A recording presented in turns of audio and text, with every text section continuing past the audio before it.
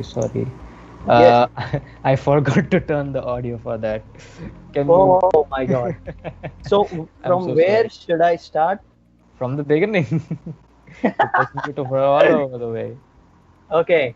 So let me know whenever you can hear me and Yes. Now, then I. now people can hear you.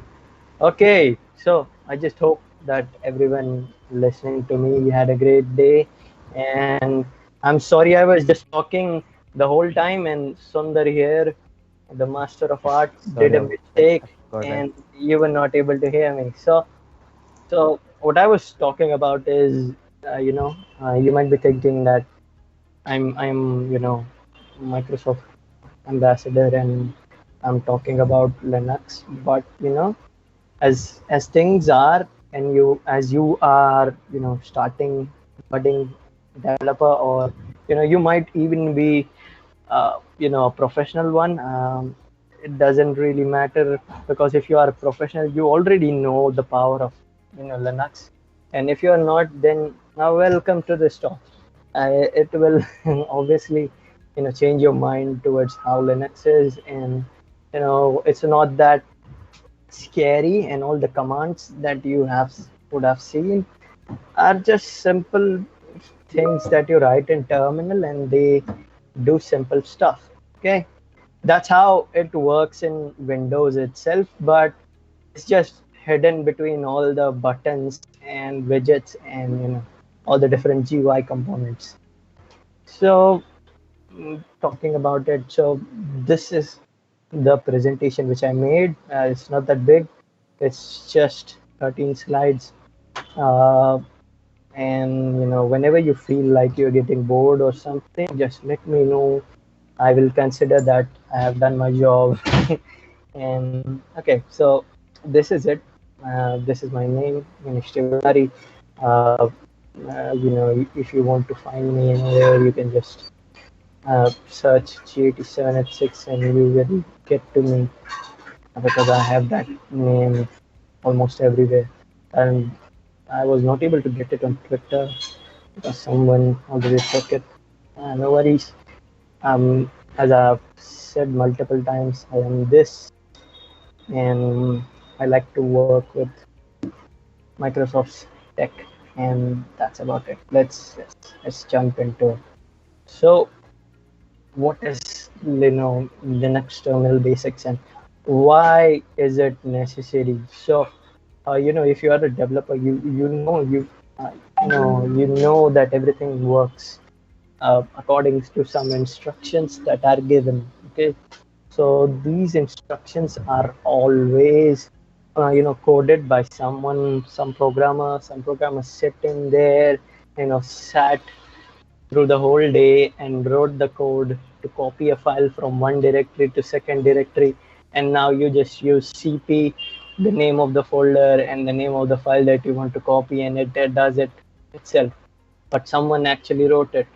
So it all works through the same command line. Even if you are using a GUI, and the back end of it is using the same terminal things, like those commands. Okay, so it is necessary to know that, because when you are working on your personal machine and developing a website, you might think that it's not that necessary to know, and I agree with your point that it's not that necessary most of the times. But if you are some kind of an hacker, by hacker I don't mean something who does that bad work, and not that kind of a thing. You are in a hackathon, so you are kind of an hacker. you know uh, you try to break things and learn from them. That's about it. So if you are trying to hack stuff, you need to know about what's like what is a CLI and how you can work with it. So that's why it's necessary. And that's the gist of it. Let's get started. So how can you start using Linux without easily? So the easiest way would be using Windows Subsystem for Linux, which we will be doing over here. It's basically the same Linux, It's the Linux that you know and you love. It's all the same. It's just learning, running besides Windows, and you have the whole power of Windows as well as the whole power of Linux in the same system. So that's the easiest way and the recommended way. Of course, it doesn't have that GUI and stuff. That's like, what do you say, desktop environment and Windows and all that stuff. It's till now it doesn't have, but it was said in the build that they are working on it, and you will soon have that X11 window manager inbuilt inside your subsystem for Linux. So you will be able to use those GUIs apps in future. It's still not available now, but if you are using Linux, you are using it for power, so you are using it for those command line features. So it shouldn't be a problem. Okay. The next thing is, we already talked about it. Why would you work, consider working in a command line versus a GUI environment? So, this discussion is not that important because you, as a programmer, as you develop through the ages, like when you are just starting up, you might think that CLI is very tough and it's very hard to begin with. But as soon as you start to learn things and you get whatever you are doing, you get to know that CLI is actually a faster way to do things, because in GUI you have to click buttons, enter, select those text box with your mouse, enter values whatever you want to, and then again press enter to on that button to submit a certain form. While in a command line you will just type a sentence and press enter, and it will do the same exact thing, using very less resources, as well as being faster. Also, if you know how to use a command line thing, you can easily use a loop or script to do it repeatedly without even looking at it. So it's like it's not actually a competition, or what do you say, comparison between the two things, but it's actually a way of how you prefer to do things, because you wouldn't use a screwdriver to nail something, as well as you wouldn't use a hammer to screw something. It's just the way things are. And as you go through it, you will I wish that you understand command line and begin to grow and learn with it. So that's the whole thing. So we are almost through the half of the discussion, and the final thing, I say final thing, but it's actually not final. So also after this, I will be showing you how to use all of this. So let's just go into it. So when you are using a Linux terminal or a shell, obviously whatever you do is done in a shell, so you don't have those buttons as well as GUI stuff in an environment. So if you have developed a website and deployed it somewhere, in like an AWS EC2 thing, or in an Azure app service, or any platform for the sake of it, there's actually a server running, or a Docker running, container running, and in it, there's maximum of the time, more than 90% of the time, it is using Linux. So if something goes wrong, you will have to go in and look into it and see what is going wrong. So for that sake of reason, let's learn these top 10. I say 10, but I have listed more than 15 to 20 of them, and let's see how you can use them. So the first of all, you will need to have Linux installed on it and on your system. And as you can see, I'm on a Windows system. So how would we do that? First of all, we will need to install something which is called as a Windows subsystem for Linux. So how would you do that? First, you would have to install turn on a feature um, which is known as Windows Subsystem for Linux, or WSL, what most people call it. You can just search it over here and search turn features on or off. And what you will see over here is this thing. And here you will have to go down and search this thing, Windows Subsystem for Linux. If it is disabled, which is not in this case because I have already prepared for it and I have it installed. But if it is, disabled here, you will have to check it and then press OK. And after you press OK, it will install some things, and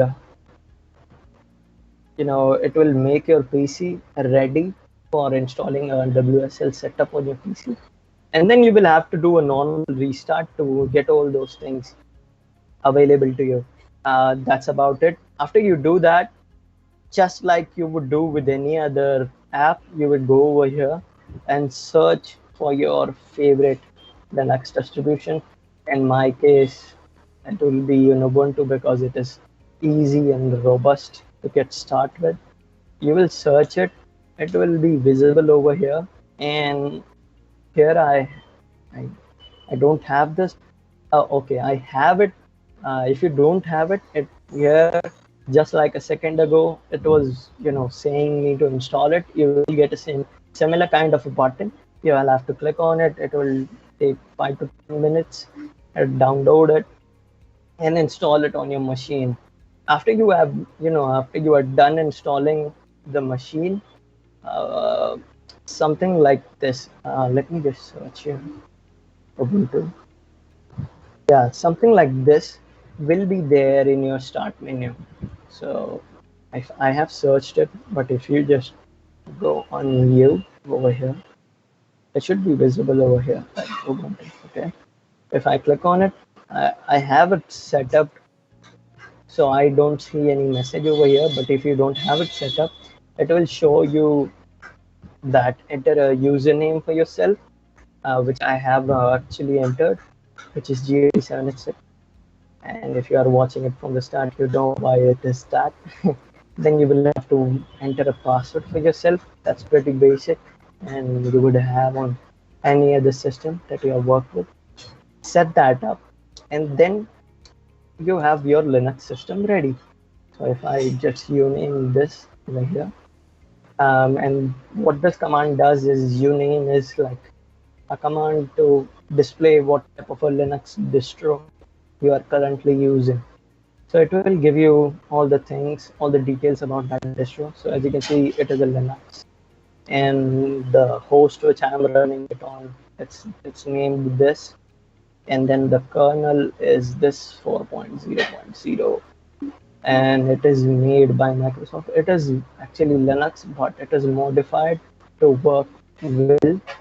And then current date and time, the bit architecture of it, GNU Linux. So that's it. And while this is a great way to work with it, I usually turn out to install, Windows Terminal, work with it. So it's also a Windows Store app. If you can just go over here and search for it, boom, you have this kind of a thing, Windows Terminal, sweet app. You install this, and this is actually the same, command line feature. It's just more modern and better looking. While you can customize it according to you, I have just installed this, Windows setup, so I don't have it customized, but you can have it customized, like, transparent backgrounds and all that crazy stuff. So I have this PowerShell running over here. If I just go over here and we'll see Ubuntu. So this Ubuntu will not show up over here if you don't have it installed. So after you have done install, it will show up over here. And if you go over here, of course, I am running this for a while today if you are not running this for a while, it will show up some messages like how much RAM is in use or what is free, all that kind of stuff. That's about it. We have our Linux installed, and if I just name this over here, as you can see, this is the same thing which we had on our normal thing. And then let's start with all the commands. Okay, so first command Okay, is hold on. Before we go to the commands, so there was a question from Sayan that can we run Docker containers on the WSL? Yeah, it's supposed that. Uh, I'm getting a call right now. I will just message them that call me in a few minutes. Okay. Um, okay. So let me just message them.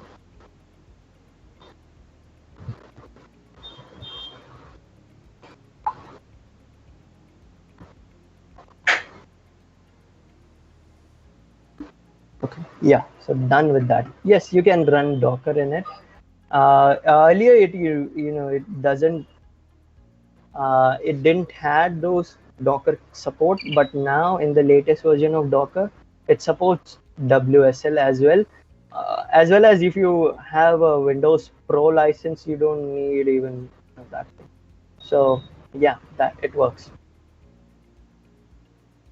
Anything else? No, that's it for now. Okay. And okay, Lakshit was saying that can you please share the slides? Okay, so I'll make sure that I'll catch Ganesh after the session and make sure that he gives the link for the presentation, and I'll drop it in the description. Yeah, I can just share even now. Okay, no worries. I'll share it as soon as the presentation is over. Okay. So and let's just jump into the commands. Okay, these are very basic commands, and if you are working on a computer system, you already know how and what these things are. You just don't know in Linux terminology.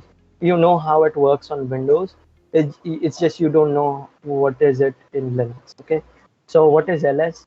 Ls is list command. So whatever files and folders that you might have in this current directory. So if I jump into over here, it's like cd mnt c. This is my C directory because as I told you, this is a whole fully fledged Linux environment. So this is mounting our C and D drives and whatever drives that we might have on our Windows device so that they are accessible to us. So whatever files and folders that you might have currently on your Windows device, they are all accessible in this, subsystem for Linux. So you don't need to worry about that. I have this file on Windows. Will it be accessible on that? No, it is supported. As you can see, this is mnt/c, so it is mounted. And if I go over here in home, you will see it is not mnt/c, and it is actually my home directory, which is something else. I don't have anything over here because I just installed this. Okay, so if I go over here, this is my normal, whatever you say. It is saying some permission denied because I would need some kind of an access, but no worry about it. I will go into a directory named as solutions, which is where I keep my projects and stuff. So I have some kind of folders over here. This is what ls is used for, and there are many ways with which you can use ls. It's like ls-a.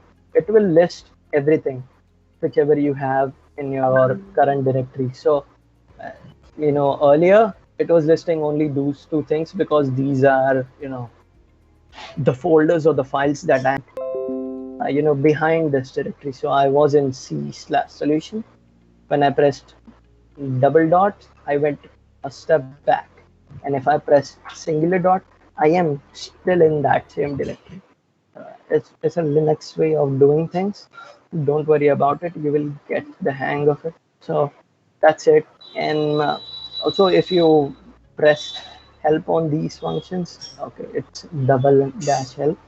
You will see, all of the possible things that you can do with this command. So you can see we tried this -a, which is also use as this --a, and it will not ignore any entries, and it will show all the things. Okay, and these are all the other things which you can apply to this command, and that's about it for ls.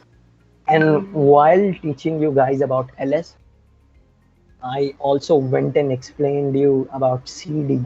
Now what is cd? Cd is change directory. So this is a simple command which you can use to move around in your directory. So as I show over here, in this folder I have two things: learn ambassadors and projects. So if I went on and go projects, I will be inside that directory. And if I press double dot, as I showed you guys what it means, it will take me back to the parent directory. That's about it. And again, you have that same feature of help for this command, and there are a little bit of other parameters which you can apply to work better with it. Let's not go into it. And then we have these two functions, mv and cp. Can you guys guess what these functions are for? Sundar, if you are there and we have some command or chat support, let me know if they comment on it. Okay. I never. Okay. He's okay. So Sayan was saying like I never quite understood what is the difference between the slash bin and slash usr on Linux. But I think that was the question. Was it the question? No, I didn't. Okay, slash usr. And slash bin. Yeah, that is like usr contains, I guess, the binary files which are installed by the user itself, and slash bin contains all the binary files which are system specific. So if you install some applications and it contains some binary files in it, it will be installed in slash user slash binary.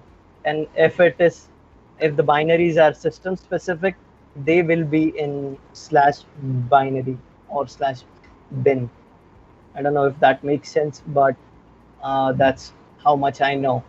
Okay, so mv is for moving files. Okay, so if I have some things over here, and if I want to move projects into projects one, as you can see, I have successfully moved my project folder into projects one, which is an easy way to rename some things. So when I was just starting up, I was searching for commands to rename some things. And if you use mv easily, you can do that very easily. You don't need that rename command. And also, uh, same goes for if you have some kind of folder. Uh, new folder, and then move those contents over here. Works the same way. Yeah, that's about it. And then you have this command cp. This is for copying stuff. So uh, just like we did here, and if I go into new folder, I have all of this command. Okay, so in this command over here, what we did is we moved projects one inside new folder. So that's what happened when we moved it to new folder. This is it. Okay, and we go over here, and you can see there are all the projects that I have over here. Okay, let's not go into that. Over here.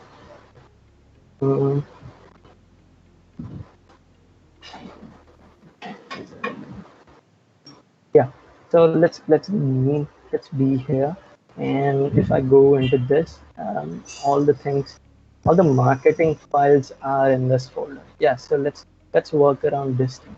Okay, and what function we were learning about? We were learning about cp.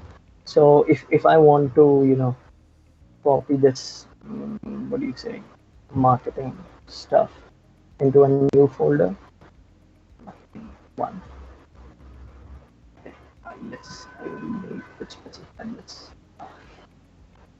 And if I do this, and it will copy all of the contents which are in the marketing folder into I think it hangs for a little bit. No worries.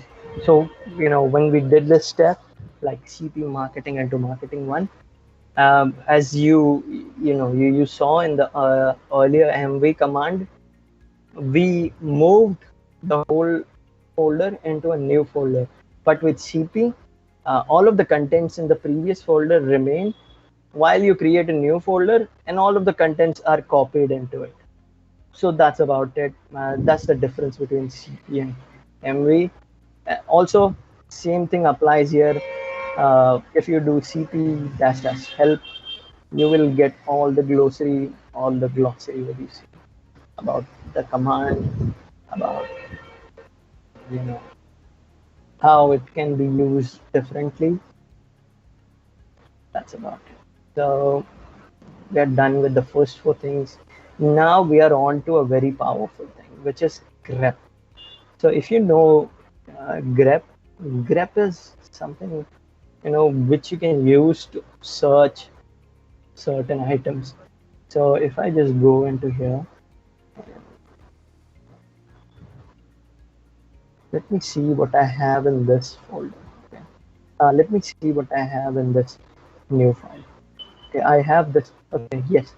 So I created a new text file while I was preparing for this presentation, and this text file, new file.text, has nothing but 20 or 50 random names in it, so that I can work with it and show you guys, different commands that we are working with over here. So now we're working with grep. So what I did over here is cat a new file.txt. So what it does is, whatever content that file had, it will just show over here in our terminal. So that is a very basic command.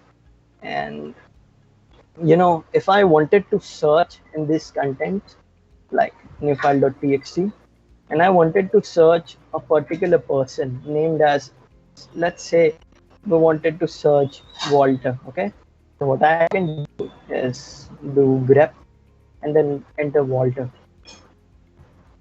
Boom, we automatically get that line, what's its real name. So grep can be used to get a hand on some kind of a name or something that you are searching for.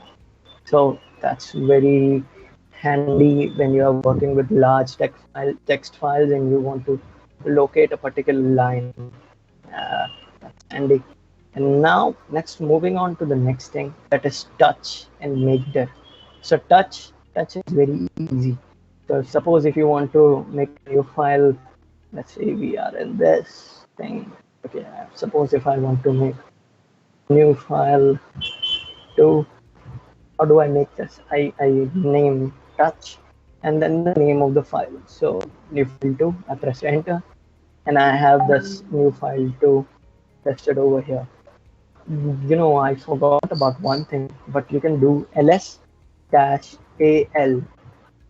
and it will list these things in a list kind of a way, and it will show all the properties of the files as well as the directories. So as you can see over here, whatever I am getting, I will try to explain it to you, whatever it is. But if I am not able to explain it, forgive me. It's not. This is very deep. Okay, so first of all, I explained you guys what is a singular dot. Singular dot is the current folder, and double dot is the folder, parent folder of this folder. And then we have this marketing folder in which I had all the marketing content. And then this is marketing one, which we copied from this. So one thing you see about all the four is that they are all directories. So that is what the D in front of these names are. And then we have two files which are nothing but just text files. So we don't have a D over here. So the first thing which is here is just whether this file is a directory or just a file. And then there is whole thing like read, write, execute, read, write, execute, read, write, execute. It's for the owner, the group of the owner, and then the permission for a random person. So as this is a Windows file system and we are in C solutions ambassador, we don't have what do you say, a normal security setup over here. But if we were in some kind of a Linux, say let's go into the home folder, okay? And now we are in the Linux system. So if I go back here, as you can see, I don't have it. A little bit more deeper. Okay. So now if I go over here, as you can see, all of these directories, they have different kinds of permissions. So there are 9 letters in this permission. So read, write, execute, read, write, execute, read, write, execute, and they are for different people. For the first 3 are for the owner of this file. So whoever is this owner of this file, which permissions does it have? It has all the 3 permissions to read, write, and execute. And the group of the owner, what permissions those do have?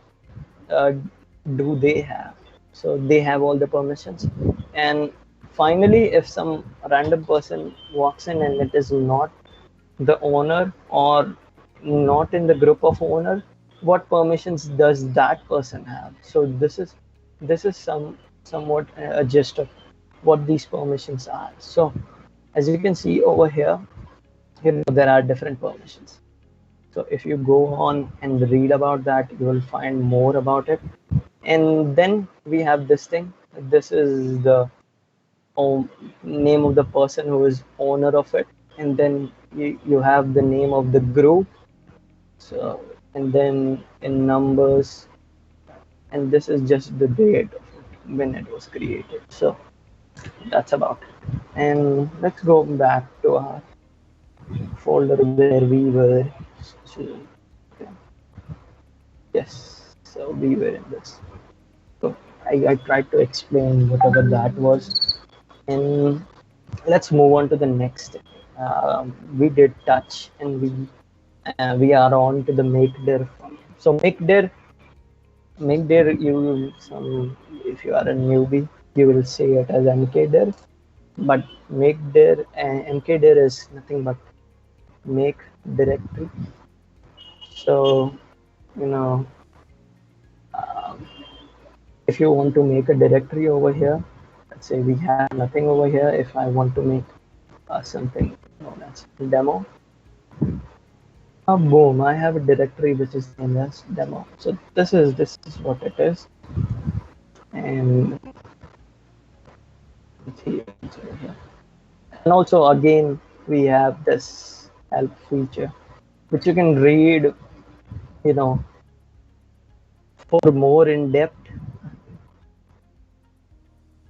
Sorry, I actually don't know what all of these commands mean, but if you want to learn more about that, you can actually read it. And it's very important that you remember that this -- help command can help you in Linux in many ways. So if you don't know any command, you can use this thing, read through all of this thing. So as you can see over here, it is listing make dir option directory, and it is saying create a directory if not already exists. So it's a very good way of maintaining documentation and the system itself. Now let's move on to the very highly debated stuff like Vim and Nano. So if you are in a GUI, it's very easy to pick and select and change the contents of any file. So let's say if I am in desktop, I don't have a file over here. Let's create one text file demo. Okay. If I click on it, it will open up a notepad and then I can edit it and then I can save it and boom, the content is saved. But what if you are in a command line system where you don't have, notepad? What happens if I try to run it over here? The command is not found. That is where these things like vim and nano come in picture. So what is vim and nano? They are nothing but what do you say, terminal file editors, or what you can say, text editors, which are inbuilt into Linux terminals, which you can use to edit files and stuff. Vim is nothing but an extension to the popular thing which was known as VI, and Nano is nothing but an extension to a popular thing which was known as Pico. So let's jump into it and see what we can do with these things. Okay, so we already have two files. We created this new file 2 recently, so let's go into it. New file 2. Okay. And as you can see, it loaded up and we don't have currently anything stored. So I will do what every programmer would do. I will go and type hello world.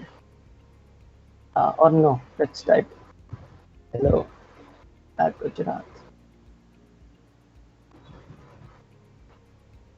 Hello from Vim. So you can edit files over here, and then as you have seen, whenever Vim starts, it has different modes in it. So right now, as you can see, I am in insert mode. But if I am not in an insert mode, like if I exit this, I am not in an insert mode. Whatever I type, okay, I am in insert mode again. But if I am not in an insert mode, like if I don't press edit, I will not be able to edit stuff. Okay, I will not be able to enter anything. Okay, I have to be in insert mode to edit stuff. Okay, so that's about it. And how this is a more critical thing which more people face: how to exit from them. It's very easy. Let me just enter it, all the things we did. And how to exit it? You first have to exit from the insert mode. How do you do that? You press an escape key and you are out of the insert window, and then you have to press colon, and we have to save this file, so we will use the command write as well as quit. But if we didn't have to save it, we will just press quit, but we have to save it, so we will say write and quit, and it will save the contents that we gave it to it, and boom, so we have this thing over here. And Vim is a very powerful tool, if you want to use. Some people use it as a full-fledged editor, and I have seen people do magical things with it. I know I'm not a champ in Vim, but if you want to, you can do many things with Vim. Now Nano is the same as what any regular text editor would be, but this is a lot simpler. And as you can see, it also has this nice little text showing around what kind of shortcuts that you want. Also, it doesn't have modes, so if you want to exit, you will just press ctrl exit and it will ask you to save it or not, and that's about it. So this is a little bit easier if you are just starting up. You can use Nano. I don't know if Pico still exists. Okay, so Pico is nothing but Nano. No worries. So let's go on to the next command. Chmod. Now Chmod is nothing but change the permissions for some things. Like go over here and check the reference for it. What do you say? It says like change the mode of each file to mode. Okay, so in this command, you type like chmod, and then you press given some options, which is optional, so it is in square bracket. But then you have to pass in a mode which is not optional, so you have to pass it. And then there are some optional modes, but these are optional, so you don't have to pass it. And then you have to pass in a file. So what this command will do is like change the mode of the file to the mode that you have given. Now, what is this mode? This is something that we talked about, like this thing, these permissions that we have. This is nothing but the mode. So if I change the permissions of something, let's try to change the permissions of 777 to new file 2. Okay. And if I go over here again, see, okay, we already have all the permissions over here, so uh, there's nothing that I can change over here, but you can use that function to change permissions of it in a Linux system. Now let's moving on to the next topic, that is curl, curl and wget. So what is curl and wget? Curl and wget is nothing but, you can use it to call HTTP thing. Like if I call Google, it will call it and then say that it has moved. If I go wget it, let's see what happens.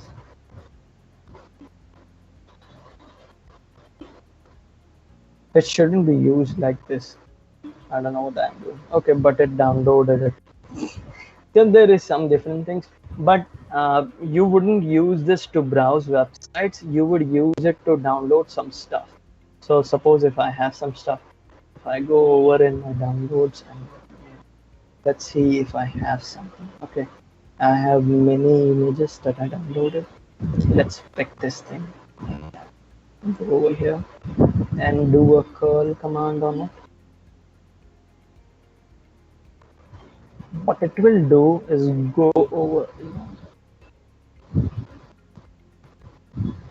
Okay, yes, it is asking me to provide it.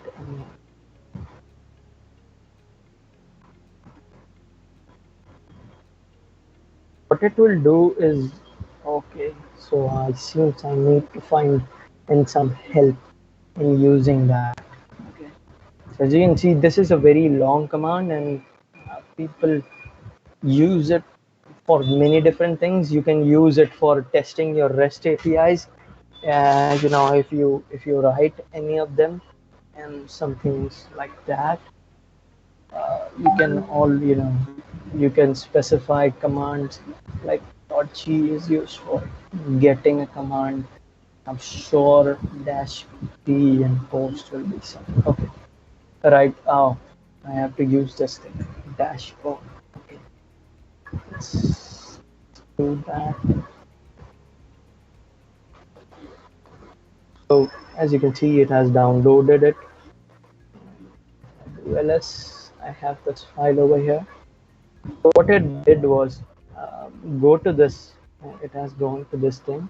It downloaded it and it saved it as an output over here. So if I just copy this thing and go to my file.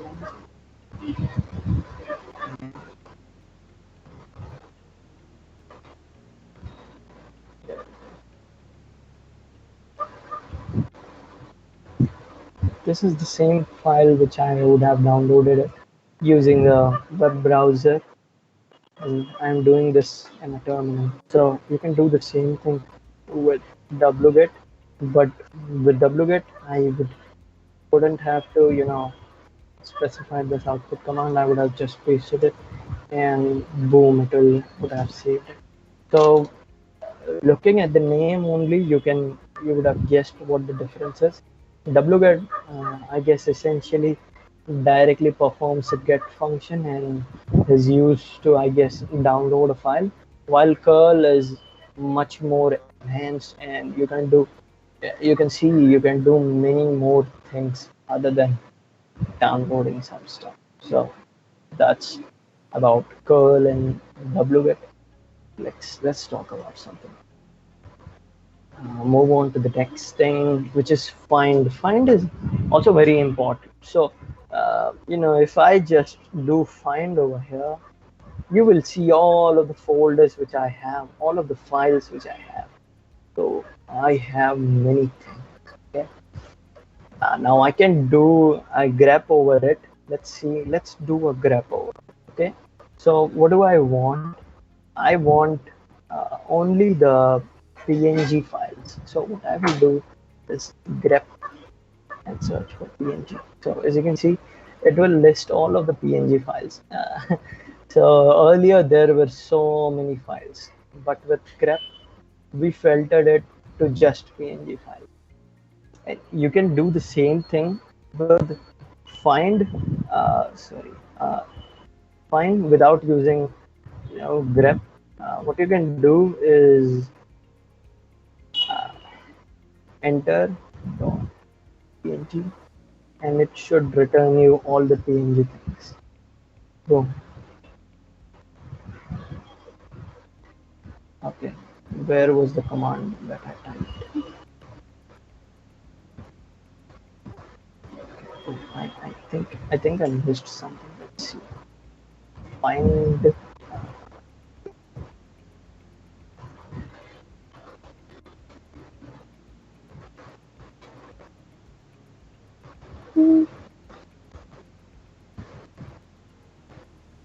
Okay, so I have to do find, and then H is optional, L is optional, P is optional, O is optional. Everything is optional. Okay, so I will specify all these things. Okay, I will specify this path and then expression. That's what I did, right?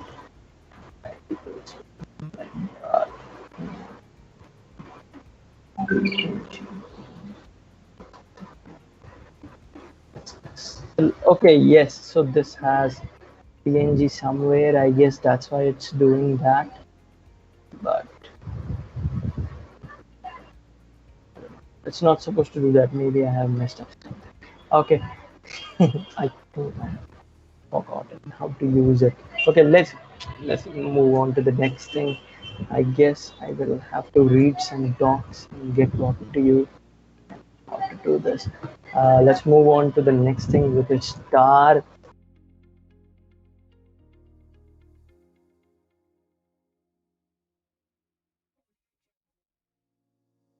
Linux person who regularly uses Linux, you will tend to forget them. It's not a problem. You know, a good programmer or a good person or good developer is someone who doesn't actually remember all the things, but he knows how to do that. So if you have worked with Linux, you know that there is a dash dash help which you can use to read all of these things and then do crazy stuff with it. But if you are someone who has just remembered all the things, you will just you will forget all of that and then you will get tensed. So what is star? Star is nothing but it is used to compress something. So I have this. Let's read through this whole thing and let's try to find out ourselves how to do that. Okay.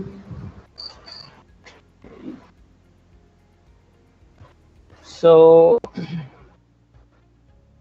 this is thing tar -cf archive.tar and then foo and bar. So it will create archive.tar from files foo and bar. So what we have to do is something similar. We will create what do you say, marketing.tar from all of the folders and all of the things which are in marketing. I have a doubt that will not work, but let's see if it works. Okay, it worked. Okay. There is the file. Okay, so we have this file. marketing.tar. Let's see the size of it. Yep, worked, and we created a tar file. So that is that. And we have another folder, another thing which can use. You know, let's unzip that. So how you can unzip this like this using this.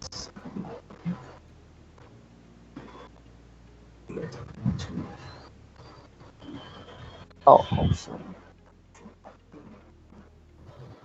Yes, so if you know, is now uncompressing all of these things. So this is how you compress and uncompress. So if you are not a Linux guy, the star might seem something different, but it is nothing but what do you say, a normal zip of something, but it is in Linux terminology. It's nothing but creating a zip folder for it. So let's look at our folder. It's a little bit messy now. So let's delete all of these things. Okay, yes, this is also a command which you should remember. RM, you can use it to delete stuff. Remove, it is for remove. So rm nx.html, and boom, it was removed. And then you do rm new file, new file.txt, new file 2.txt. Okay, so we have only new file, and then you have marketing.tar. Yes, no, we have also github.png and github.png.1. Let's do this all, and now we have a clean slate of things. We deleted all the files. So this is what rm does. There is also a thing, if you want to delete a folder, you would have to use -r for recursively deleting it. So if you do just this rm marketing one, it will see that it is a directory. So do it recursively. Yes, that's been deleted. Yes, you can also use a thing called as F, or sometimes then you have something which is not deleting, and it is used for forcing it to delete. But most of the times you don't have to use RF. You can just use -r and it will delete the whole folder. Okay, so that's it. Let's move on to the unzip part of things. So what is unzip? Unzip is just used to, as its name suggests, it is used to extract files. So whatever file that might have a zip extension, you can use this thing to unzip it. So let's see if we have something over here which is zip. Okay, yes, so we have this thing which is zip. So if we move on to the downloads folder,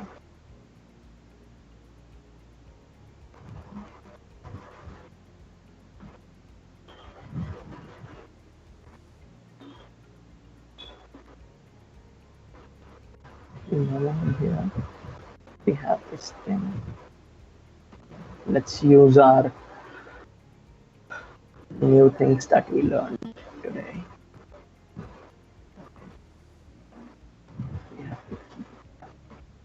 Yep. So we found that file marketing.zip, and now we can use this thing to unzip it. So let's unzip it. Unzip, and boom, it will unzip it. That's about it. It is an easy command. And again, you have that same thing over here. Unzip --help. Read documentations and stuff. And then interesting things like SSH, ping, and stop and kill. These are not those normal commands which we use for files. SSH is, it is used to SSH something. And now what is SSH? SSH is a secure shell. Now if you have a virtual machine running, start up something. I don't have a virtual machine running, but if you have a virtual machine running, you will have to, uh, SSH into it to use it. You would have seen different things too. How do you SSH into stuff? Uh, SSHing into Linux system is very easy. So SSH, and then you have to type the username. So for this machine, it will be G8786. G8786. I guess we can use it in CMD as well. Let's try it. The same command is available for Windows as well, and the same thing is available for Linux as well. So if I just do it over here, JDA6QAJ. So what I have done over here is SSH into this machine, which is known as, what do you say, JDA6, this machine with the username of this. So if I do press this, it will try to connect to that machine. Okay, so SSH is disabled for this machine, but if SSH is enabled, you will get a prompt. It will ask you for a password for that machine, and when you press enter, you will get into the terminal of that machine. So if you have a Linux VM running over there somewhere, I should have prepared for it. You can get into it using that kind of a system. So SSH, username, machine's IP address, or web address, or anything. That's it. And ping is used to generally check your internet connection. So if I ping this, I have a internet connection, so that's why it's pinging to 1.1.1 and it's returning something. But suppose if my internet was not working, it will not connect to the system, and I will know that internet is not working. So that is that command. And then we have htop and kill. Now what is htop? Htop is it's just like, let it load. Are you gonna load, bro?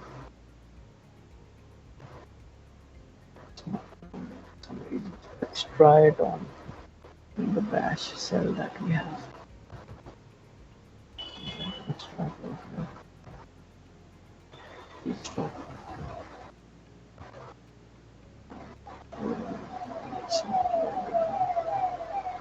Maybe it will take some time. So similar to that function, we also have this function, which is known as top. So what do you see in this top? You see all of these things, like which processes are running, who is the owner of that process, and as you can see, those things in it, they are running, and they are running from root. But I am Ganesh and I'm running a bash shell. I am Ganesh, I'm running an htop command.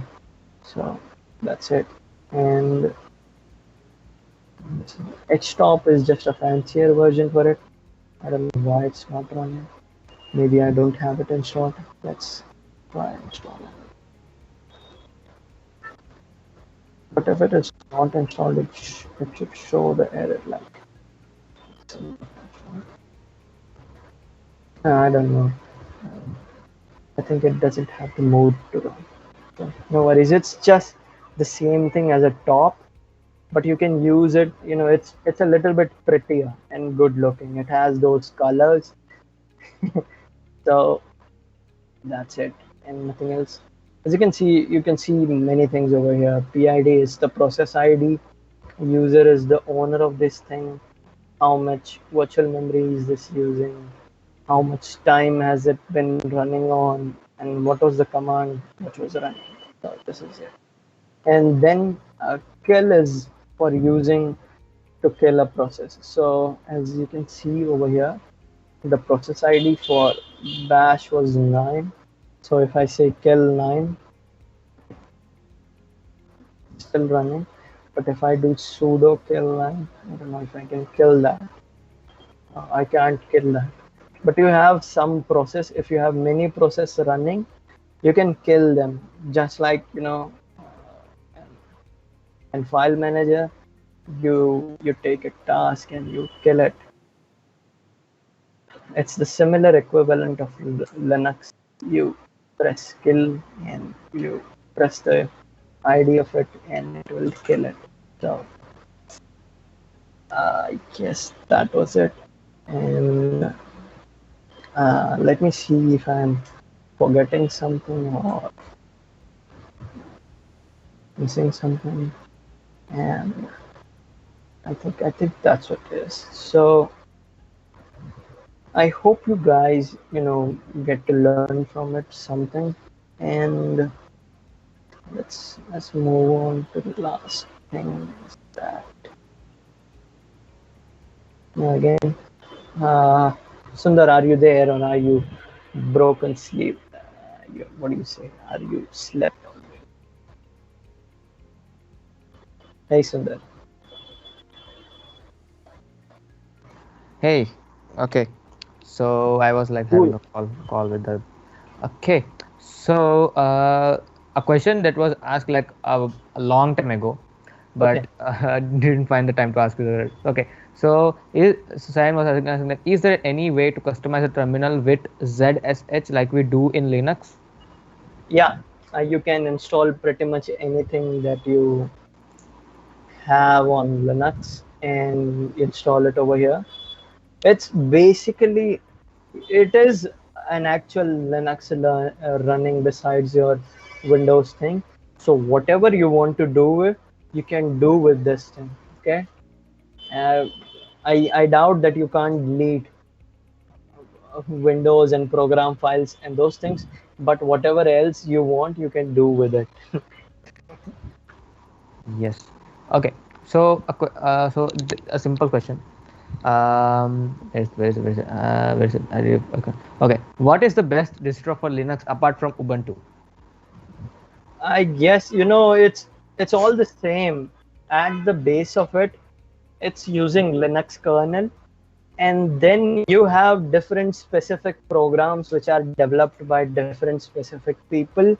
And no matter what distribution you use, it's actually the whole set of softwares that you install. So if I man into ls, I don't know if I can do that. Yes, if I do it, you can see the whole manual of this software.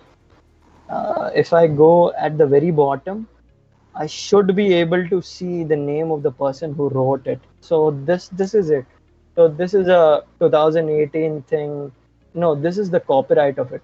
Okay, this is written by Richard Stallman. So all of these small utilities that you use, they are going to be common. Whether you use Ubuntu or Linux Mint or any other distro, it's just what kind of a look you like. So for a beginner, I would suggest that you go on with something which is very stable like Ubuntu, so that you don't break things. Because in this kind of a system, in a Linux machine, you can easily break something because it gives you right to break it. It's not like Windows, where even if you try to open a folder which is not owned by you, it will not give you permissions and act like a little child. It is Linux, and if you are a sudo user, you can do pretty much anything. You can also delete the root partition of that thing, so you can break it very easily. So my suggestion would be, go for something which is very rock solid and doesn't break easily, so you don't break it.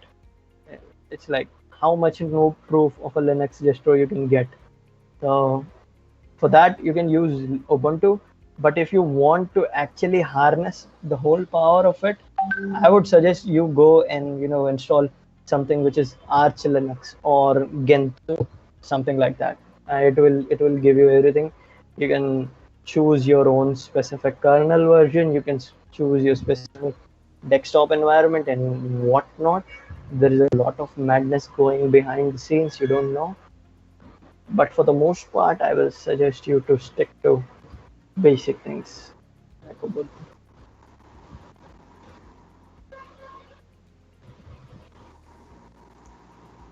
Okay, so I think that's it from for today.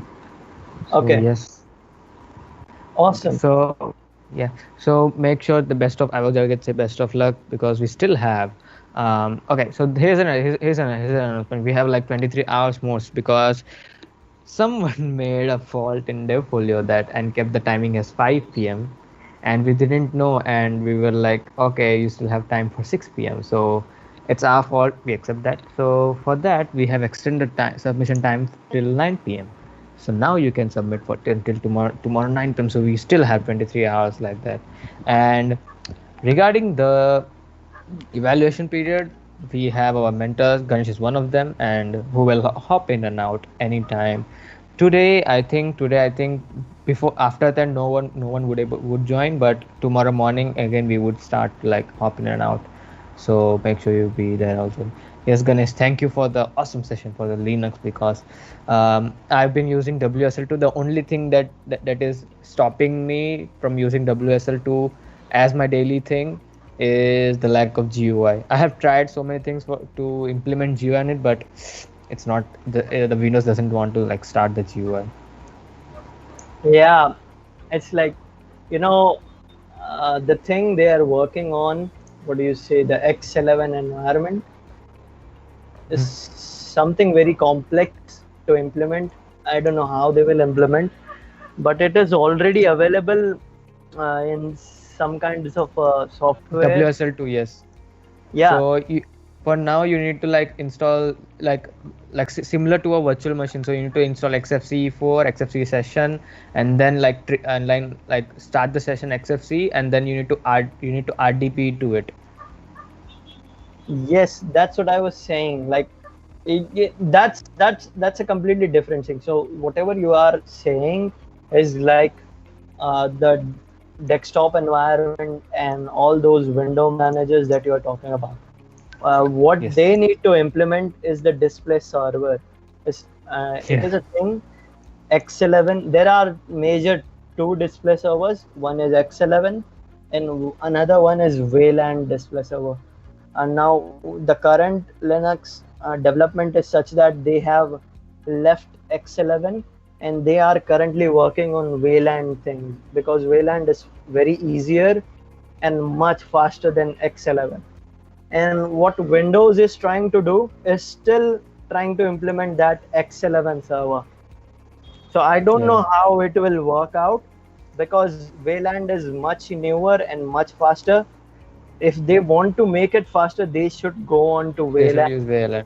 But still, Yeah. Excellent is like still wonky enough because it's not that much stable. Like you can't use it still as a daily driver. Yes. I don't know.